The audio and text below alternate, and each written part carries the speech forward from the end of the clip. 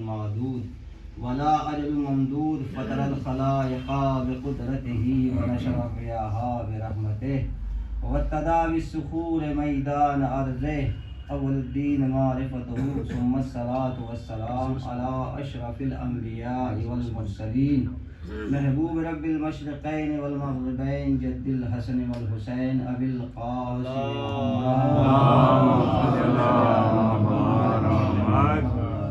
وأهل بيت الطيبين الطاهرين المعصومين المظلومين ولعنة الله على أعدائهم أجمعين. أما بعد فقد قالت الزينب عليه السلام یا یزید فواللہ لا تمحو ذکرنا ولا تمیت وحینا. صلوات پڑھیں.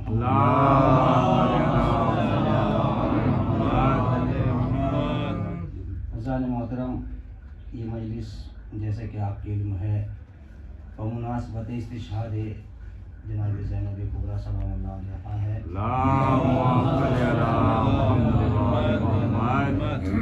آج شب شہادت شہزادی جناب زینب کبریٰ ہے. 15 رجب کو شہزادی کی شہادت ہوئی. اب بہت سے لوگ یہاں پہ اختلاف کرتے ہیں کہ شہادت ہے یا وفات ہے. کچھ لوگ وفات کہتے ہیں، کچھ لوگ شہادت کہتے ہیں. لیکن عزیزو، وفات میں اور شہادت میں ایک فرق ہے. وفات اسے کہتے ہیں کہ جو انسان بستر پر لیٹا ہو تبھی موت جسے آ جائے اسے وفات کہتے ہیں. تو اگر ہم وفات کہیں تو وفات سے ایک بات سمجھ میں نہیں آئے گی، یعنی وفات کہنے سے قاتل کا نام پوشیدہ ہو جائے گا. اور شہادت اسے کہتے ہیں کہ جو کسی سبب کے ذریعے سے انسان کی سانس رک جائے، انسان کی زندگی ختم ہو جائے. تو شہزادی زینب کی زندگی آپ کے سامنے، آپ سنتے ہیں کہ کتنے مصائب شہزادی زینب کے اوپر ٹوٹے ہیں. صلوات پڑھیں محمد.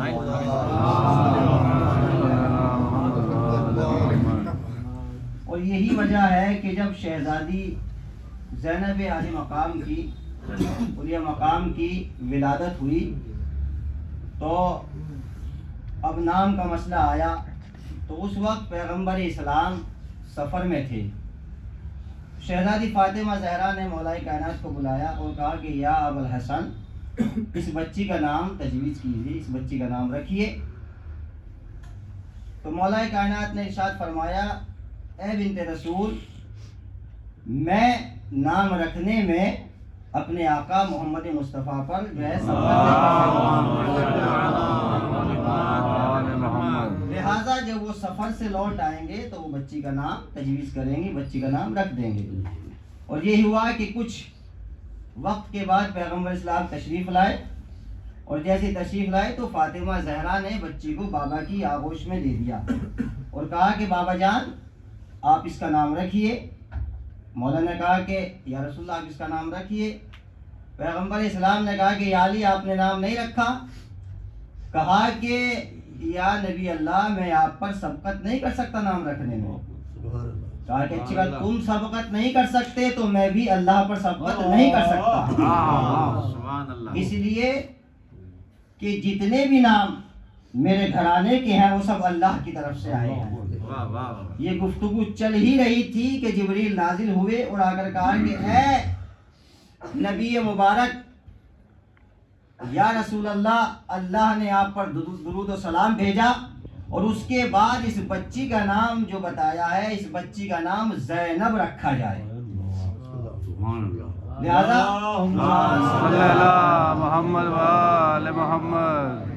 اس بچی کا نام زینب رکھا جائے. دیکھیں جناب زینب کی کتنی بڑی فضیلت ہے یہ، کہ نام کا رکھنا کوئی معمولی فضیلت نہیں ہے. یعنی انبیاء اور معصومین کے نام اللہ کی طرف سے آتے ہیں اور زینب کا نام بھی اسی اللہ کی طرف سے آیا ہے. تو یہ فضیلت کی بات ہے نا، کہ عام انسان کے نام رکھے جاتے ہیں خود، مگر جو معصوم ہو، معصوم جس کے پاس عصمت صغریٰ ہو، اس کا نام بھی اللہ کی طرف سے آتا ہے. کیا نام رکھا؟ زینب. مطلب کیا ہے زینب کا؟ آپ بھی جانتے ہیں، بچوں کے لیے عرض کر دوں. زینب لفظ ہے زین اب. زین کہتے ہیں عربی میں زینت کو، اور اب کہتے ہیں باپ کو، پدر کو، والد کو. مطلب کیا ہوا؟ باپ کی زینت. اچھا باپ بھی کون ہے؟ علی مرتضی جو کائنات کی زینت ہے. اس کی زینت ہے زینب. کون علی؟ جو محراب کی زینت ہے, جو ممبر کی زینت ہے, جو میدان کی زینت ہے, جو عرش کی زینت ہے, جو فرش کی زینت ہے, جو مباہلہ کی زینت ہے, جو چادر تطہیر کی زینت ہے, جو غدیر کی زینت ہے, وہ ہے علی. اور اس علی کی زینت کا نام ہے زینب.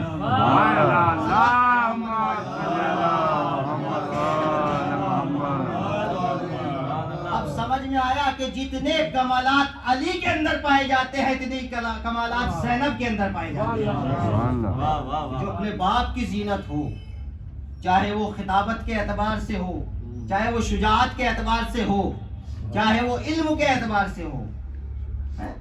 باپ کی زینت, کتنا بڑا نام رکھا اللہ نے زینب کا کہ جو اپنے باپ کی زینت ہو, جو تمام علاوہ پیغمبر اسلام کے تمام نبیوں سے افضل ہو, تمام اوصیاء سے افضل ہو, اس باپ کی زینت کا نام ہے زینب. سبحان اللہ.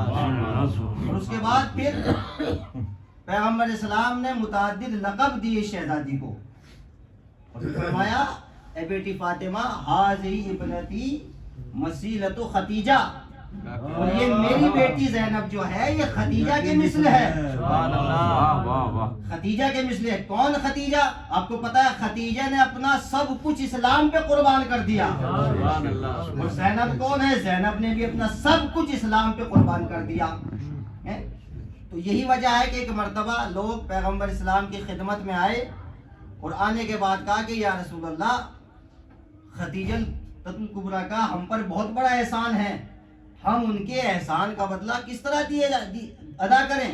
ان کی وفات ہو چکی, تو ہم کس طریقے سے ان کے احسانات کا بدلہ دیں؟ تو رسول اسلام نے فرمایا کہ ابھی کچھ دن کے لیے انتظار کرو, تمہیں پتہ چل جائے گا کہ خدیجہ کے احسان کا بدلہ کس طرح دیا جائے. اور جب شہزادی کی ولادت ہو گئی تو نبی نے فرمایا ہاذی مسیلۃ خدیجہ, یہ میری بیٹی خدیجہ کے مثل ہے. یعنی بتا دیا اگر خدیجہ کے احسانات کا بدلہ دینا ہے تو زینب کا احترام کرو. صلوات پڑھے محمد والے.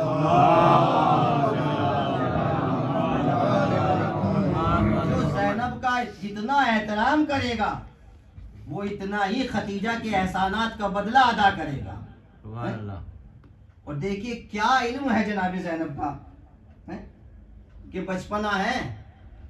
ایک دن مولا کائنات نے پوچھا, کہا بیٹی کہو واحد ایک. شہزادی نے کہا واحد. مولا نے فرمایا کہو اثنین دو کہو. شہزادی زینب کا علم دیکھیے, کہا معرفت دیکھیے, کہا بابا جی زبان سے ایک کہا ہے اس سے دو نہیں کہہ سکتی, یعنی معرفت توحید ہے.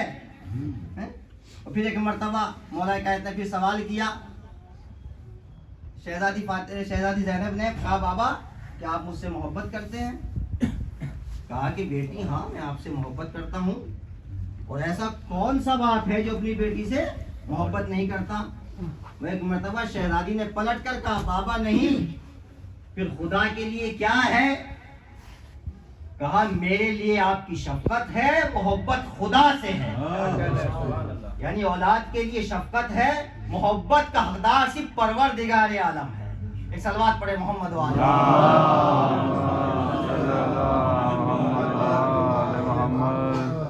چھوٹی سی عمر میں کتنا علم ہے اس شہزادی کو بھائی. اسی لیے تو وقت کے امام نے, چوتھے امام نے فرمایا تھا یا امتی انت عالمۃ غیر معلمہ و فہیمۃ غیر مفاہمہ.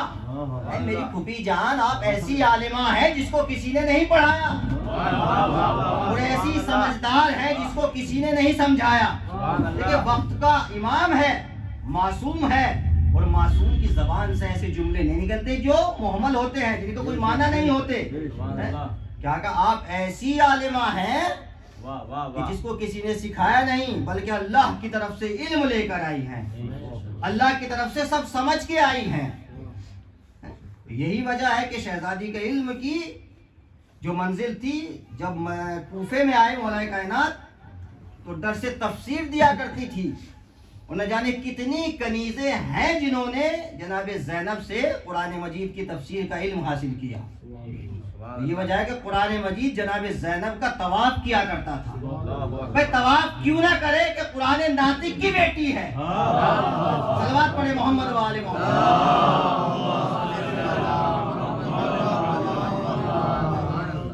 اور شہزادی زینب کی وجود سے اور شہزادی زینب کے نام سے کرامات ظاہر ہوتے ہیں۔ ہم لوگ تو خیر شہزادی کے دیار میں رہے ہیں، اور جو لوگ جا چکے وہ بھی دیکھتے ہیں۔ جب ہم شام میں تھے تو یہی ولادت کی تاریخ تھی یا شہادت کی تاریخ تھی، آیت اللہ عظمیٰ سید علی سیستانی صاحب کے مکتب میں جو ہے مجلس ہو رہی تھی، اور دیکھیے شہزادی کی کرامت کا حال دیکھیے، منزل کیا ہے۔ اس خطیب نے پڑھا کہ شہزادی زینب کبریٰ کا یہ مقام ہے اور یہ منزلت ہے کہ 2 طالب علم شہزادی کی زیارت کے لیے آئے، شاید وہ لبنان سے آئے تھے۔ ان میں سے ایک شیخ تھا اور ایک سید تھا۔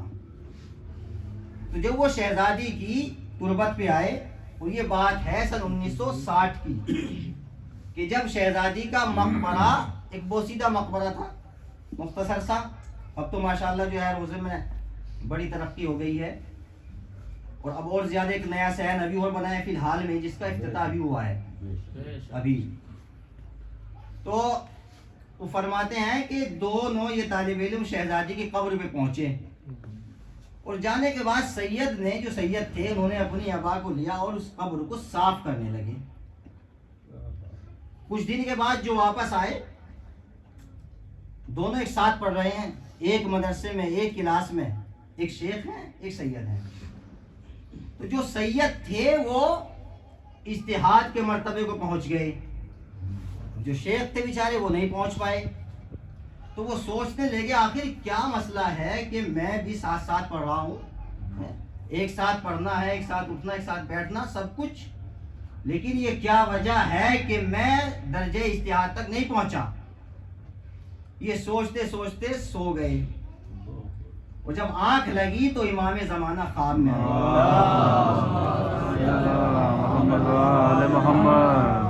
اور خواب میں آئے تو امام نے فرمایا کہ اے شیخ پریشان نہ ہو، یہ جو سید کو درجہ اتحاد کا مرتبہ ملا ہے یہ اس وجہ سے ملا ہے کہ اس نے اپنی ابا سے اپنی دادی کی قبر کو صاف کیا تھا۔ تو دیکھیں اگر کوئی ذرا سا بھی ان کی طرف بڑھتا ہے تو یہ اس کو کہاں پہنچا دیتے ہیں۔ ایک صلوات پڑھے محمد۔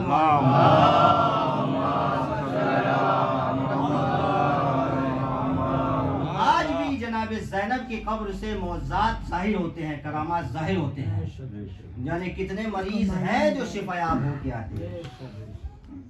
تو یہ فاطمہ زہرا کی وہ بیٹی ہے۔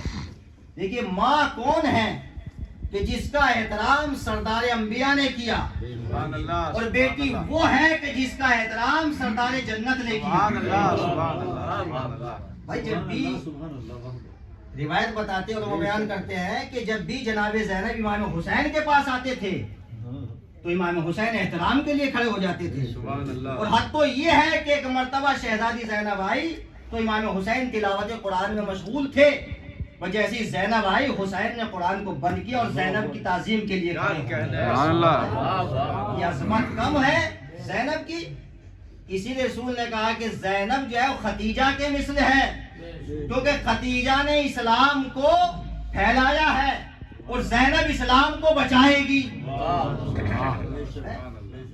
تو امام حسین کتنا احترام کرتے تھے اور بے قرار ہو جاتے تھے اگر زینب کو نہیں دیکھتے تھے، اور یہی حال زینب کا تھا کہ اگر بھائی نظر نہ آئے تو بے قرار ہو جاتی تھی۔ جناب زینب کمسن ہے، جھولے میں ہے، اور وہ زمانہ ہے کہ جب دودھ پینے کا زمانہ ہے، تو جیسے ہی امام حسین کے حوالے سے دور جاتے تھے تو بچی بے قرار ہو جاتی تھی۔ تاریخ بتاتی ہے یعنی بھائی سے کتنا پیار تھا۔ کون؟ فاطمہ زہرا کی بیٹی ہے، بھائی فاطمہ زہرا کون ہے؟ کہ جو نبی کی بیٹی ہے، علی کی زوجہ ہے. یعنی فاطمہ نے سارے کردار اپنی زندگی میں، کیونکہ فاطمہ نمونہ عمل ہے ہمارے لیے، ہماری عورتوں کے لیے. تو فاطمہ نے بیٹی کے رشتے کو بھی نبھایا، شوہر کے رشتے کو بھی نبھایا، اور ماں کے رشتے کو بھی نبھایا. مگر ایک رشتہ تھا کہ فاطمہ کے بھائی نہیں تھا. بہن کے رشتے کو کیسے نبھائے؟ تو اس لیے اللہ نے فاطمہ زہرا کو زینب جیسی بیٹی عطا کی، کہ جس نے بتایا کہ بھائیوں سے کس طرح محبت کی جاتی ہے. یعنی اگر فاطمہ کے بھی بھائی ہوتے تو فاطمہ بھی ایسے ہی محبت کرتی. ایک صلوات پڑھے محمد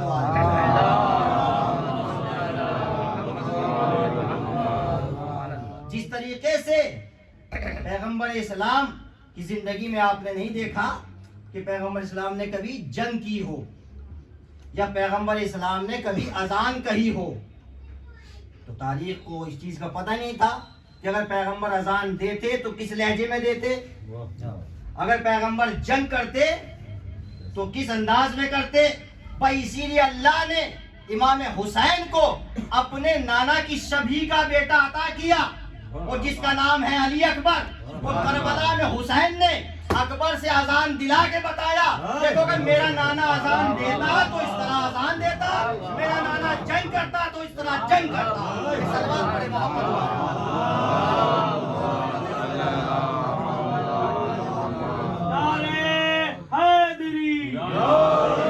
اسی طرح اللہ نے فاطمہ زہرا کو زینب جیسی بیٹی عطا کی، کہ جس نے بہن کے کردار کو کہاں پہنچایا، بہن کے رشتے کو کہاں پہنچایا، کہ بھائی کے بغیر قرار نہیں آتا تھا. اور یہی وجہ ہے کہ جب جناب زینب کی شادی ہوئی اور مولا کائنات نے اپنے بھائی کے بیٹے جناب عبداللہ بن جعفر سے شہزادی کی شادی کی، نکاح پڑھا، تو اس میں شرط لگائی.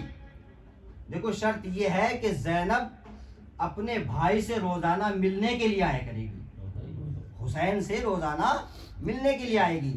اور دوسری شرط یہ ہے کہ جب حسین مدینہ چھوڑ کر جائے گا تو زینب بھی ساتھ ساتھ جائے گی. اور یہ وجہ ہے کہ زینب جو ہے بھائی کے بغیر نہیں رہ سکتی تھی. تو ایک دن ایسا ہوا جب شادی ہو گئی تو 3 دن گزر گئے، زینب تڑپنے لگی کہ بھائی کو نہیں دیکھا. فوراً علی آئے، کہا بیٹی کیا بات ہے؟ کہا کہ بابا میں نے اپنے بھائی کو نہیں دیکھا. کہا کہ حسین کو نہیں دیکھا. حسین آئے اور زینب سے ملے، زینب کو قرار آ گیا. اب اس جملے کی طرف آ جاؤ، دیکھیں شجاعت کیا ہے شہزادی زینب کی. جہاں لاکھوں کا، جہاں دشمنی دشمن ہیں، تلواریں ہی تلواریں ہیں، مخالفین ہی مخالف ہیں، ہاتھوں میں رسن ہیں، کٹے ہوئے سر ساتھ ہیں، وہیں یزید کو للکار کے کہتی ہے فواللہ لا تمحو ذکرنا ولا تمیت وحینا. اے یزید خبردار، تو کیا سوچتا ہے کہ تو وحی کے سلسلوں کو ہم پر بند کر دے گا اور تو ہمارے ذکر کو ختم کر دے گا. واللہ لا تمحو ذکرنا. دیکھیں شہزادی کے الفاظ میں کتنی خطابت ہے، کتنی فصاحت ہے، کتنی بلاغت ہے. کیا کہا؟ واللہ لا تمحو ذکرنا، یزید تو ہمارے ذکر کو ختم نہیں کر سکتا. یعنی شہزادی نے جملہ کہہ کے بتا دیا، اے یزید تیرے میں اتنی طاقت نہیں ہے کہ تو ہمارے ذکر کو ختم کر دے، تو اللہ کی وحی کو کیسے مٹا سکتا ہے؟ صلوات پڑھے محمد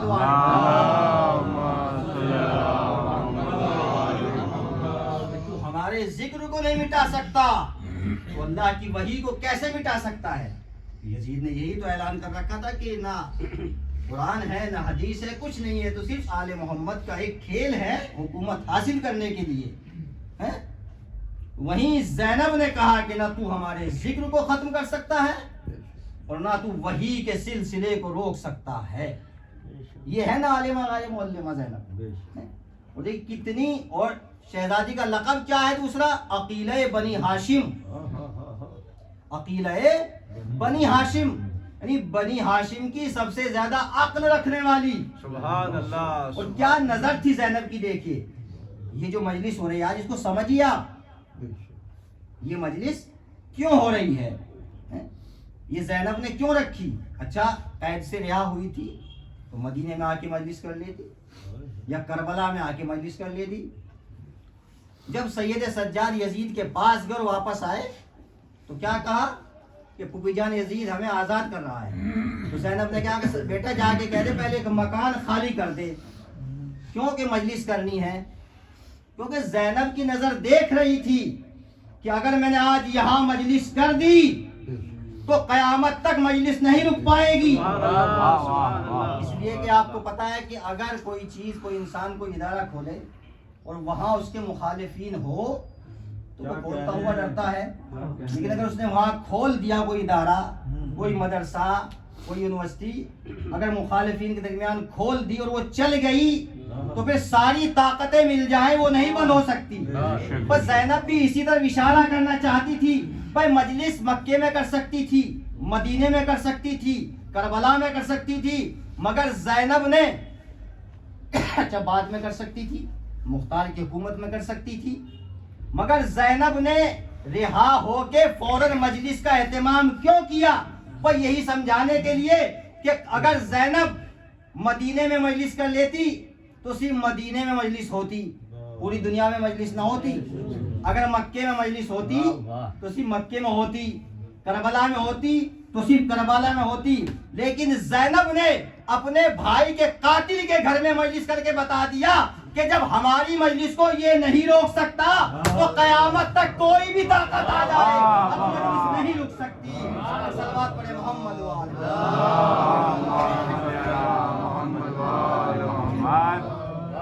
اور یہی ہماری جیت کا اعلان ہے, کیونکہ زینب فاتح شام ہے.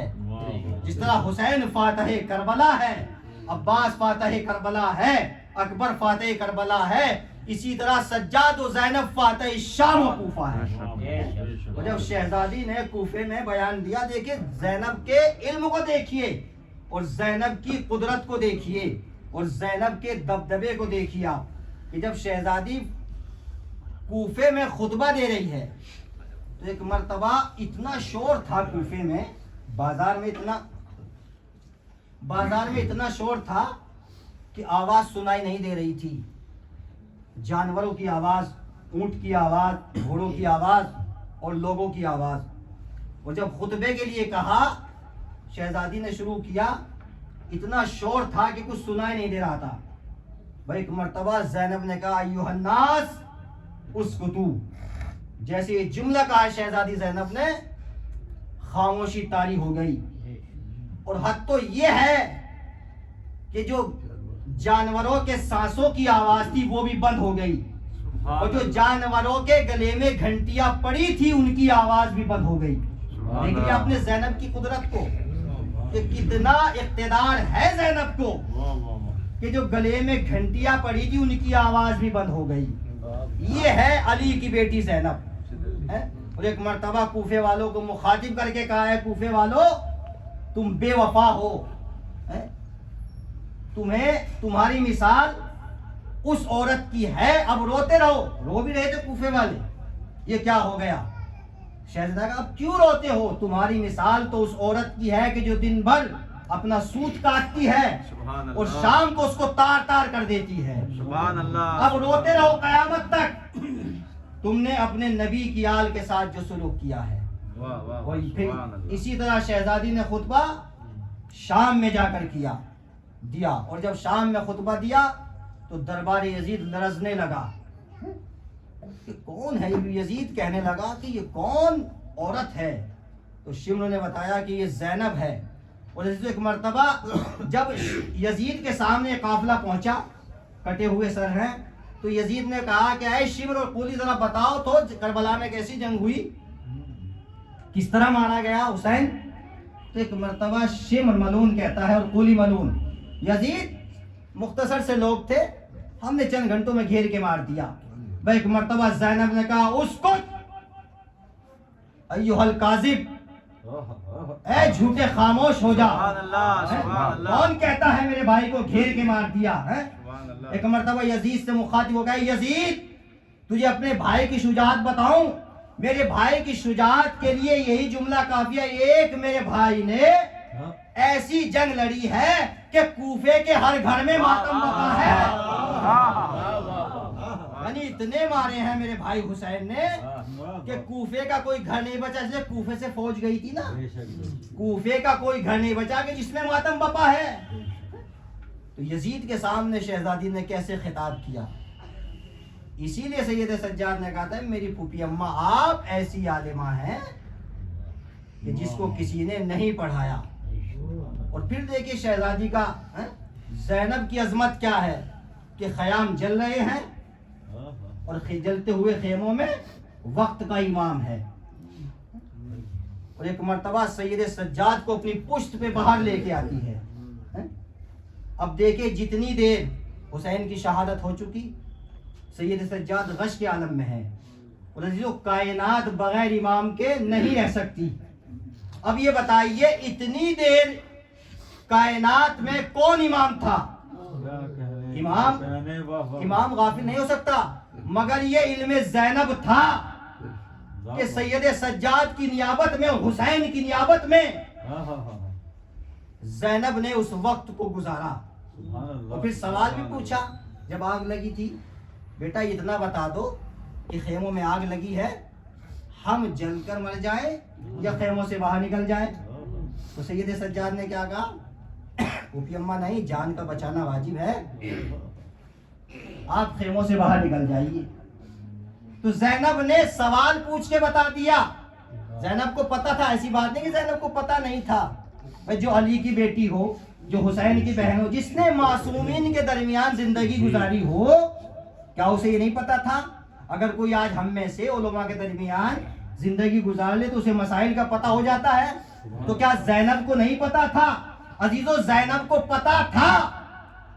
زینب سمجھانا چاہتی تھی، بھائی دشمن یہ سمجھ رہا تھا کہ حسین مر جائے گا تو امامت کا خاتمہ ہو جائے گا۔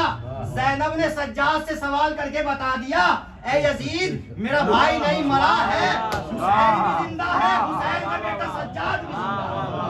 صلوات پڑھیں محمد والے۔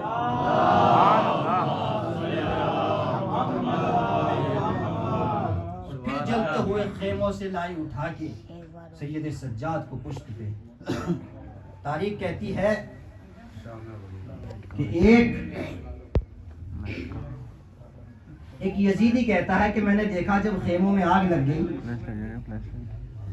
تو ایک مرتبہ میں نے دیکھا ایک بیوی ہے جو جلتے ہوئے خیموں کی طرف جا رہی ہے، جو جلتے ہوئے خیموں کی طرف بڑھ رہی ہے۔ وہ فوجی کہتا ہے کہ میں سمجھا شاید اس کے سر میں چوٹ لگی ہے، اس بیوی کی اس کو نظر نہیں آ رہا ہے، تو یہ جلتے ہوئے خیموں کی طرف جا رہی ہے۔ جناب زینب خیموں کی طرف جا رہی تو اس نے آواز دی کہ بی بی خیموں میں آگ ہے، تم کہاں جا رہی ہو؟ ایک مرتبہ زینب نے کہا ایھا شیخ، کہ اے شیخ تجھے معلوم ہے میرا امام خیموں کے اندر ہے اور عالم غش میں ہے اور خیموں میں آگ لگی ہوئی ہے۔ بس زینب نے سجاد کو پشت پہ اٹھایا اور خیموں سے باہر لے کے آئی۔ دیکھیے یہ ہے زینب، جس طریقے سے ختیجہ نے محمد کی حفاظت کی، فاطمہ نے علی کی حفاظت کی، ایسے ہی زینب نے سجاد کی حفاظت کی اور باقر کی حفاظت کی۔ تو کتنی محبت تھی زینب کو حسین سے اور کتنی محبت تھی حسین کو زینب سے۔ ایک روایت بیان کر دوں کہ ایک مرتبہ شہزادی زینب سلام اللہ علیہا اپنے صحن خانہ میں دوپہر کا وقت تھا، سوئی ہوئی تھی۔ سورج آیا اور شہزادی کے چہرے اقدس پہ پڑ رہا تھا۔ مولا حسین آئے، دیکھا میری بہن کے سر پہ سورج کی شعاعیں پڑ رہی ہیں، آئے اور اپنا سایہ کر دیا بہن کے سر پہ، اور جتنی دیر تک سورج کا سایہ رہا حسین زینب کا سایہ بن کر کھڑے رہے کہ میری بہن کی آنکھ نہ کھل جائے۔ کچھ دیر کے بعد جب سایہ ہٹا، سورج چلا گیا، تو ایک مرتبہ فضہ سے زینب نے پوچھا، اماں فضہ میرا بھیا حسین کیوں کھڑا تھا؟ کہا کہ بیٹی زینب تیرے چہرے پہ دھوپ آ رہی تھی اور حسین نہیں چاہتے تھے کہ تیرے چہرے پہ سورج کی شعاعیں پڑے، سورج کا سایہ پڑے۔ دیکھو کتنی غیرت دار بہن اور کتنا غیرت دار بھائی ہے کہ سورج کے سائے کو بھی بہن کے چہرے پہ نہیں پڑنے دے رہا۔ اور یہی وجہ ہے کہ زینب کہتی ہے کہ میں نے بھی سوچا پھر کہ میرا بھائی جو ہے دھوپ میں میرا سایہ بنا ہے، شاید میں بھی کبھی اپنے بھائی کے کام آ جاؤں۔ میں انتظار کرتی رہی، مدینے میں موقع نہ ملا، مکے میں موقع نہ ملا۔ وہ جب کربلا آ گئی، 10 محرم آ گئی، زینب 11 محرم کو جانے لگی مقتل سے، تو بار بار شہزادی زینب لاش حسین کو دیکھتی ہے۔ ایک مرتبہ سید سجاد کہتے ہیں پھوپھی اماں کہ بار بار بابا کے لاشے کو کیا دیکھتی ہو؟ ایک مرتبہ زینب کہتی ہے سجاد ارے میں تجھے کیا بتاؤں، ایک دن حسین نے مجھ پہ سایہ کیا تھا، مگر آج میرا بھائی دھوم میں بے گور و کفن ہے، میرے سر پہ چادر نہیں ہے، میرے ہاتھ بندھے ہوئے ہیں، میں اپنے بھائی کا سایہ کیسے کروں؟ عزیزو یہ زینب ہے، اسی زینب کا لقب ہے ام المصائب، مصائب کی ماں۔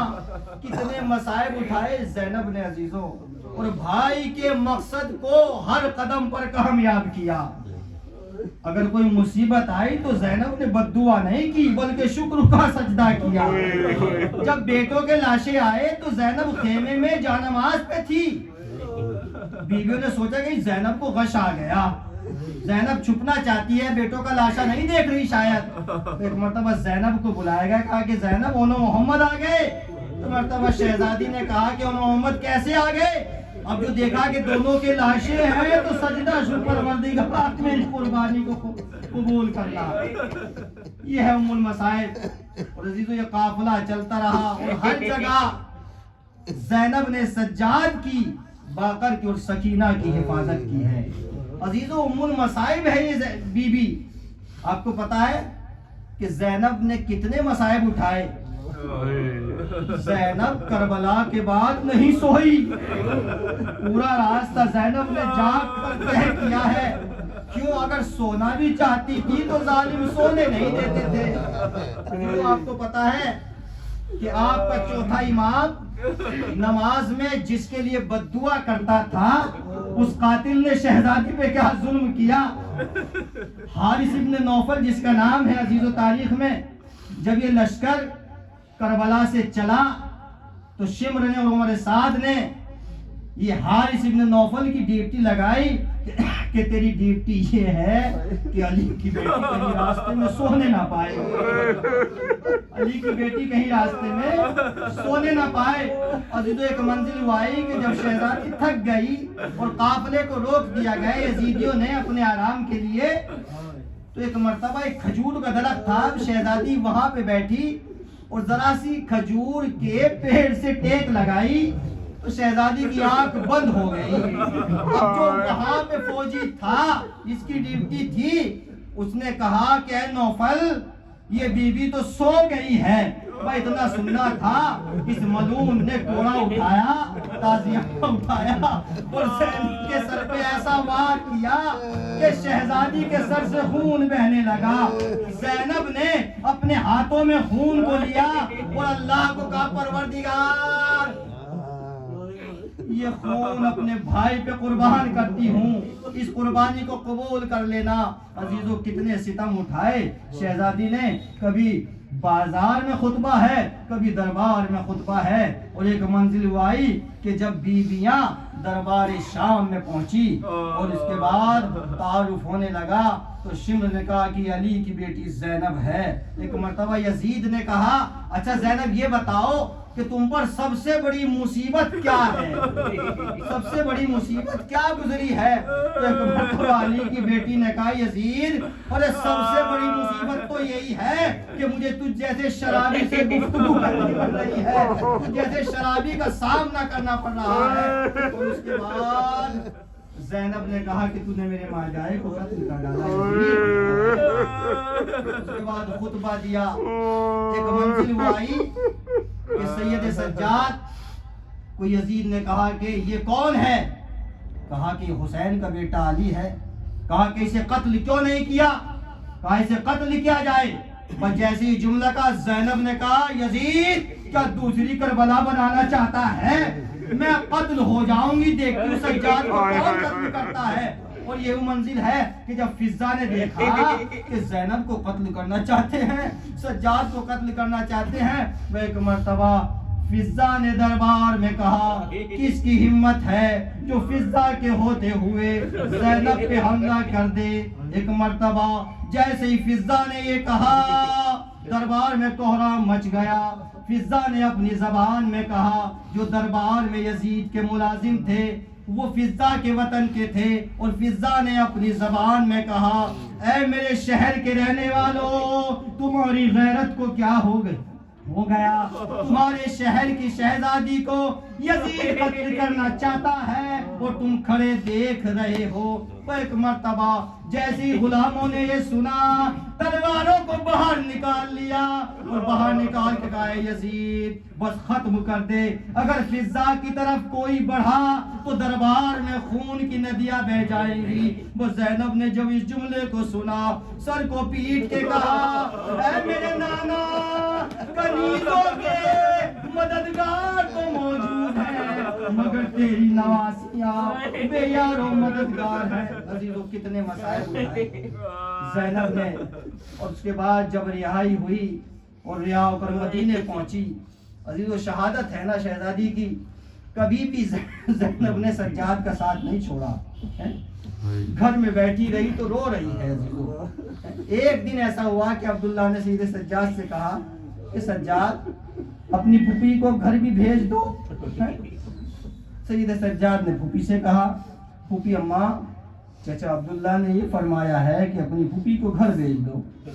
زینب جو ایک مرتبہ گھر کی طرف چلی، عبداللہ مسجد گئے ہوئے تھے اور عبداللہ بیمار بھی تھے، ان کی نظریں بھی کم ہو گئی تھی، نگاہ کم ہو گئی تھی۔ جناب زینب گھر میں پہنچی اور ایک مرتبہ صحن میں بیٹھ گئی، دیکھا اپنے زینب نے سب کچھ قربان اپنے بھائی پہ کر دیا۔ جب بچوں کے سرائے زندان میں جب نہیں روئی، کربلا میں نہیں روئی، مدینے میں نہیں روئی، کسی جگہ زینب نہیں روئی، اور جب گھر پہنچی تو ایک مرتبہ جب صحن خانہ میں بیٹھ گئی اور رونے لگی، عبداللہ آنے کے بعد کہا ایسے ہی فات تو میرے گھر میں کیوں روتی ہے؟ ایسے ہی فات تو میرے گھر میں کیوں بیٹھ رہی ہے؟ ایک مرتبہ زینب نے سر اٹھایا، عبداللہ زینب نے تو نہیں پہچانا، تم نے بھی نہیں پہچانا، کہا تم کون ہو؟ کہا کہ میں زینب ہوں۔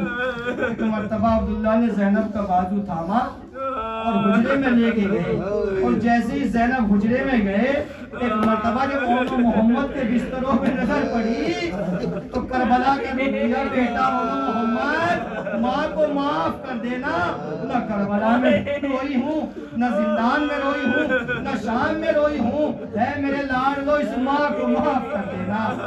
زینب نے اپنا سب کچھ لٹا دیا، اور اس کے بعد جب مدینے آ گئی تو زینب و سجاد نے مدینے میں خطبے دیے، سجاد خطبے دیتے تھے، زینب بھائی کی مصیبتیں بیان کرتی تھی۔ تو ایک مرتبہ جب انقلاب آنے کو تیار ہوا، یزید کو لوگوں نے خبر دی کہ اے یزید سجاد کو بلا لے ورنہ مدینہ تیرے خلاف ہو جائے گا۔